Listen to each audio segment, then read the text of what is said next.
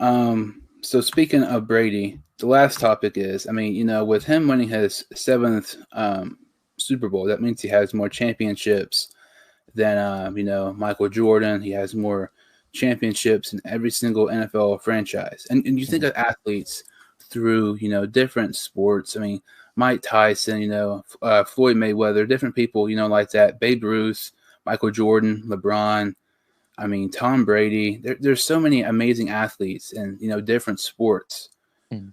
But do you think, like, through all the sports, Tom Brady is the GOAT of all the GOATs? Uh, I don't think so. Just because of the fact when you talk about like championships, I mean, if it's just like regarding championships, you gotta throw in Bill Russell in that. I mean, the guy's won 11. So if I wouldn't say Brady's the goat of just in sports in general, I wouldn't go that far. But Um, he is on a Mount Rushmore. If you had to make like a Mount Rushmore of goats in sports, he's definitely up. He's on there for me, but he's not number one. so would you say Bill Russell would be your number one? I would put Bill Russell as my number one. I know people are going to be like, well, he's played in a completely different era in the NBA. Yeah, that's pretty obvious he did. But I mean, who can say that they won 11 championships? No one else could say that. Yeah, I agree. I don't think he's like the best of all the sports. But I don't really agree with Russell. Russell is definitely up there. I mean, Mm-hmm. if people talk about Michael Jordan, and I mean, people. I don't know if you're a LeBron fan or not, but people talk about like LeBron's better than Jordan because the Yeah, I rings, hear and that. I he hear that doesn't have debate as all the time. many. Yeah. But I mean, you look at Russell; he has more than both of them.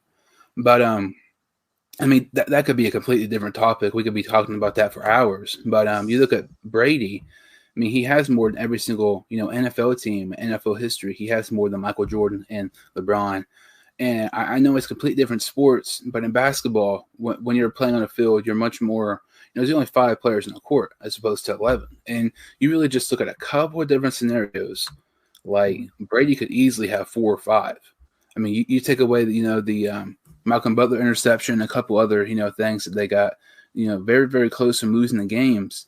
He wouldn't have quite as many, but at the same time, you can kind of make this case for the Giants beating them with the David Tyree catch as well. But I wouldn't say Tom Brady is the goat of all the goats. To me, this might be kind of. I mean, this is way way back. I'm going to take Babe Ruth. I mean, I'm not really a big baseball guy. I used to follow it a lot, but not like I used to. But you look at some of his stats, and I mean, I know, like, I obviously didn't get to see him play, but I mean, you look at his, average. I mean, his average is phenomenal. His hits and his home runs, one of the top home run hitters of all time. I mean, there were seasons he had more home runs than other teams had in a season.